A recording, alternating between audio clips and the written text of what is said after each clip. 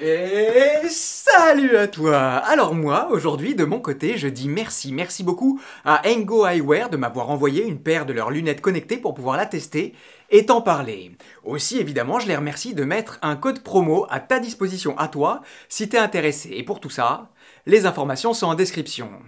Maintenant, pour ce qui est de toute la communauté, en tout cas, pour ce qui est de tous les wheelers qui vont se sentir concernés et intéressés, eh ben, ils peuvent remercier Flavien et Seba, les créateurs respectifs des applications Wheeldash pour les montres Garmin et EUC World pour les téléphones Android. Oui, on peut les remercier de s'être penchés sur l'intégration de leur application à ces lunettes connectées pour les rendre accessibles à notre activité parce que oui, avoir un super produit mais pas pouvoir l'utiliser parce que notre activité est trop nichée, ça m'est déjà arrivé. Et alors, on peut rien faire d'autre que le regarder passer avec beaucoup de regrets. Aujourd'hui donc, on parle d'une paire de lunettes qui met toutes les informations dont on a besoin pour rouler en sécurité à notre portée sans avoir à regarder vers le bas pour essayer de deviner ce qu'un morceau d'écran va essayer de nous communiquer. Et on pourra, sans quitter la chaussée des yeux, avoir 1000 informations que l'écran de notre roue ne nous aurait de toute façon jamais données. En roue, il y a une chose qui nous permet de rouler en sécurité et que j'arrête pas de te dire et de répéter. C'est connaître sa roue et le plafond au-delà duquel il faut jamais aller.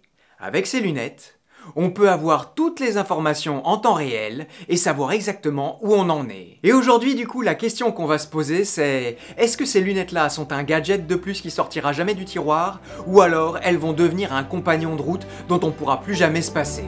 Et si tu veux en savoir plus sur le sujet, reste avec moi et c'est parti!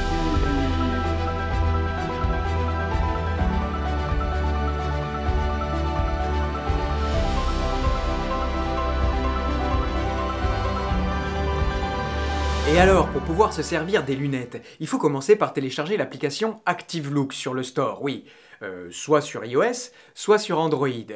Mais la magie, selon moi, c'est que ça s'arrête pas là. Oui, la magie, pour moi, elle opère justement juste après. Parce que au-delà de leur application propre qui donne des données et qui permet de régler les lunettes, ils ont pris le parti d'ouvrir leur catalogue aux développeurs indépendants. Et donc, tout le monde peut se sentir concerné. Et moi, c'est donc de l'usage de ces lunettes-là, jumelées à l'application EUC World Premium, dont je vais te parler. Et maintenant que j'ai dit tout ça, je te propose de s'approcher de l'objet et d'en faire le tour du propriétaire. Et donc oui, on a envie de voir ces lunettes de plus près, on a envie de les toucher et de les comprendre.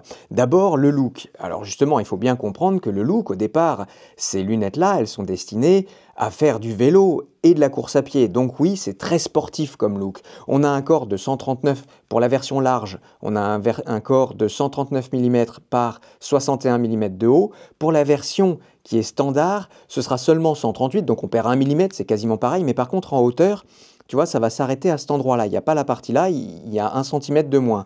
Et d'ailleurs, on va en reparler plus tard, mais peut-être que finalement pour nous, la version large n'est pas la plus adaptée. La version large fait 41 grammes, là où la version standard fera 36 grammes. Donc c'est très léger. Ensuite, les lunettes sont proposées en deux versions de vitres. Soit on peut avoir des vitres miroirs, comme on a l'habitude d'avoir sur les lunettes de soleil qu'on a l'habitude de porter, soit on a ici des verres photochromiques. Et alors, l'énorme avantage du verre photochromique, c'est que tu peux les utiliser tout le temps, ces lunettes-là, de jour comme de nuit, et même les jours de mauvais temps. Alors que sinon, tu le sais, moi tu me connais, je trouve ça très frustrant d'avoir un objet qui n'a pas du tout un usage universel. Moi, si j'aime ces lunettes-là et leur fonction, je veux pouvoir m'en servir tout le temps, pas seulement quand il fait beau, tu vois. De la même manière, d'ailleurs, tu peux porter ces lunettes avec 90% des casques du marché. Oui, casque jet ou casque intégral, visière ouverte ou visière fermée. Et donc oui, encore une fois, t'es pas contraint de prendre un certain casque pour un certain usage. Et ça, selon moi, c'est aussi un très bon point pour l'universalité de l'usage de ces lunettes-là. Tu vois, il m'aura pas fallu très longtemps pour trouver une incompatibilité. Là, tu vois, je porte un casque de moto dont le front tombe assez bas. Et avec la version des lunettes larges que j'ai, il y a un conflit à cet endroit-là. Et donc, j'ai fini par réussir à trouver un réglage où je vois l'écran.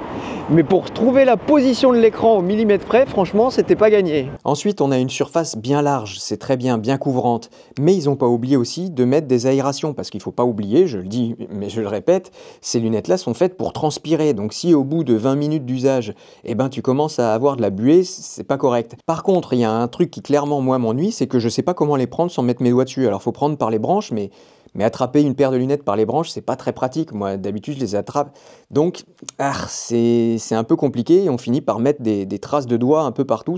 C'est un peu dommage. D'autant que, avec le module dont on va parler dans un instant, avec tout ça, et avec la surface vitrée qui est importante, bah, c'est pas si simple que ça à nettoyer. Et donc oui, en effet, le clou du spectacle, c'est pas tellement les lunettes, quoique, mais c'est surtout le module qui est implanté. Et regarde là.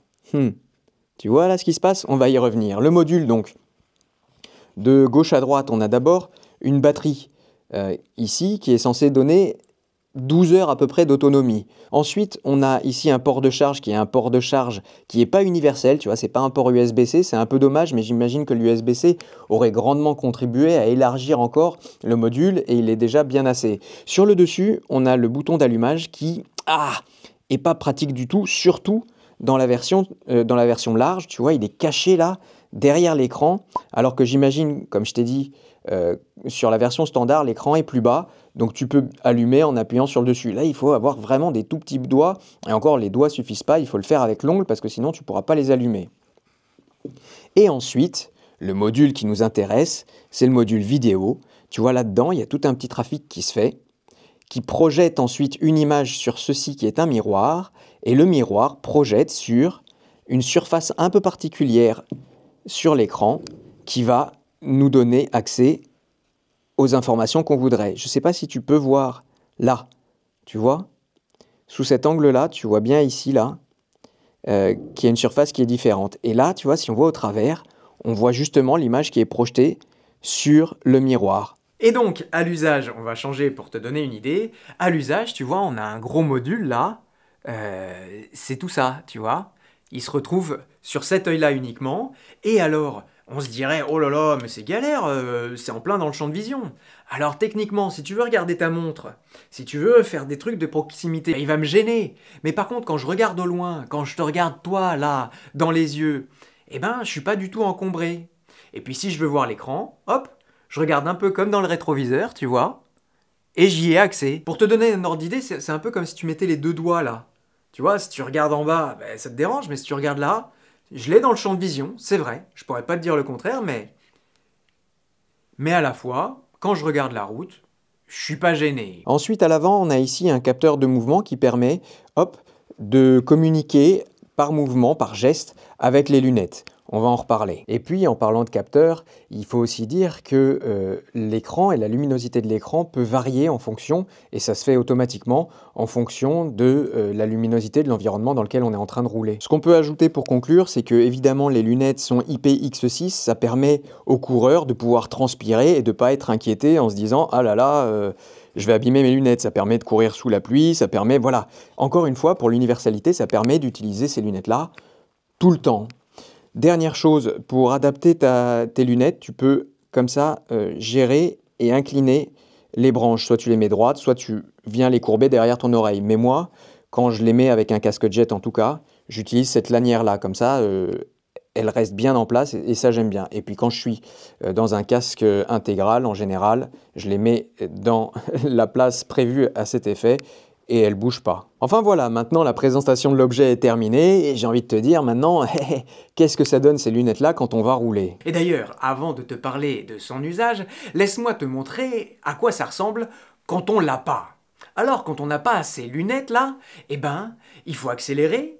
Au moment où tu as besoin d'informations, il faut baisser les yeux pour regarder l'écran, pas toujours avoir le temps de bien déchiffrer l'information qu'on était venu chercher, du coup, on regarde la route à nouveau pour pas se prendre une voiture ou un poteau, et puis on retente notre chance un peu après.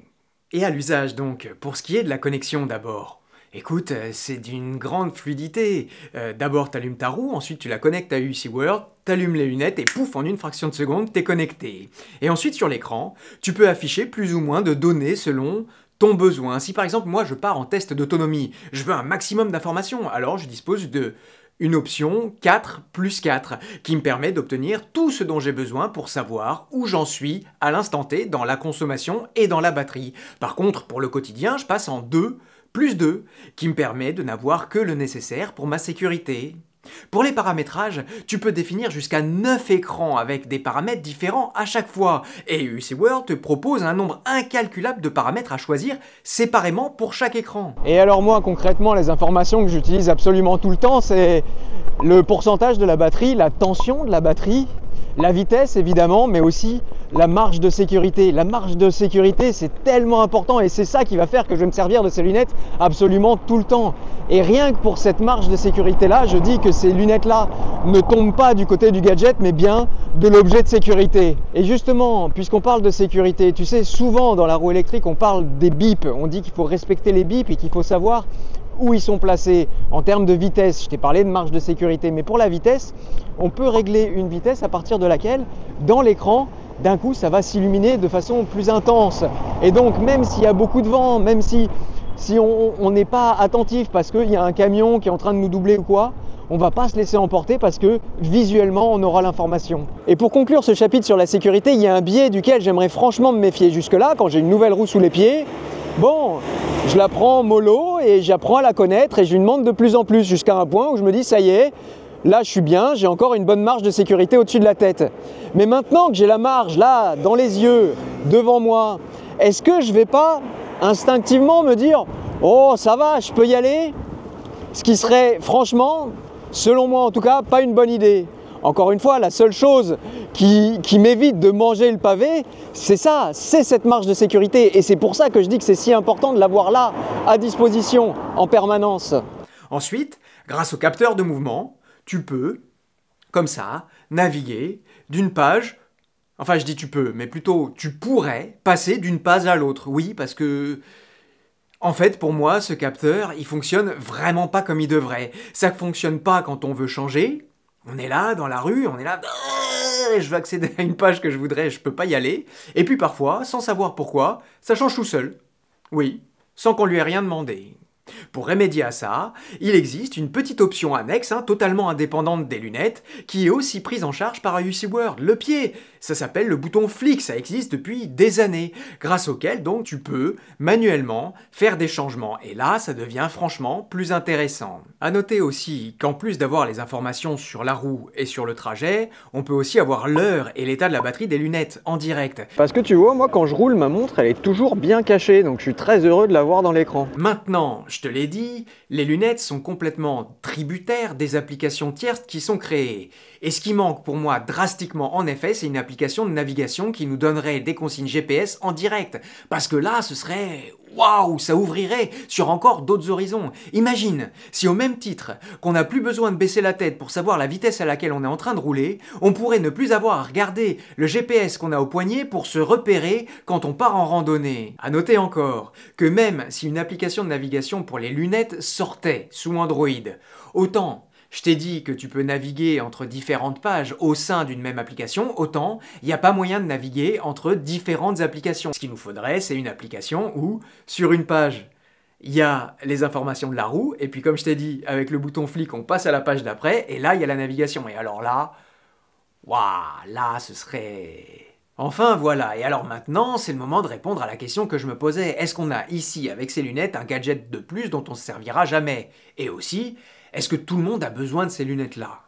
Alors pour la deuxième question, la réponse c'est non, certainement pas.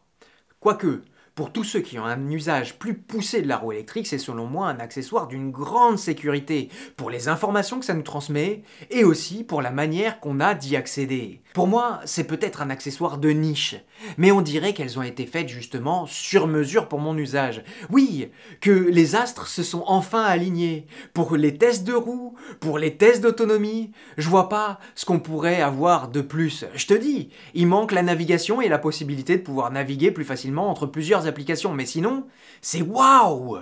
Et déjà, sur une roue, on est un humain augmenté, mais alors là, on y va encore un peu plus près. Oui, clairement, le futur, c'est là qu'il est. Je sais pas si tu te rends compte le nombre d'heures que j'ai passé à me plaindre des choix des fabricants en termes d'écran. Disons qu'à partir du moment où t'as ces lunettes-là, bah les fabricants, ils peuvent bien faire ce qu'ils veulent, parce que de toute façon, tu t'en serviras plus jamais de leur écran, parce que le meilleur écran, bah à l'usage, ce sera là qui sera. Et puis il y a une chose très importante de laquelle j'ai pas parlé, c'est toutes les roues sans écran et tous les propriétaires qui considèrent que c'est pas un argument suffisant pour en changer.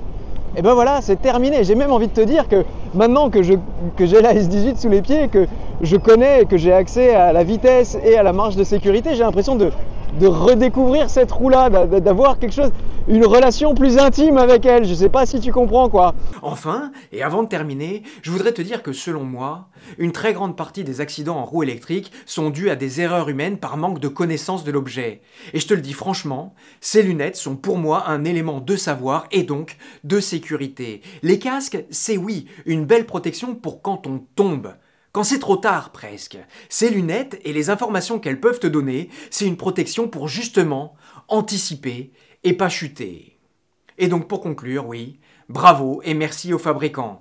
Tu retrouveras toutes les informations en description de la vidéo si t'es intéressé. Et puis, évidemment, merci aux développeurs de la communauté qui font en sorte que notre petit monde puisse s'ouvrir sur celui des géants du vélo et de la course à pied. Et voilà, maintenant la vidéo est terminée. Maintenant c'est à toi de jouer. Tu sais que tu peux liker et partager la vidéo pour la faire exister sur les réseaux. Et aussi, tu sais que tu peux t'abonner à la chaîne si ce que je fais te plaît. Enfin, si tu veux participer d'un peu plus près, tu peux devenir contributeur de la chaîne pour me permettre de continuer à créer. Là-dessus aussi, toutes les informations sont en description. Allez,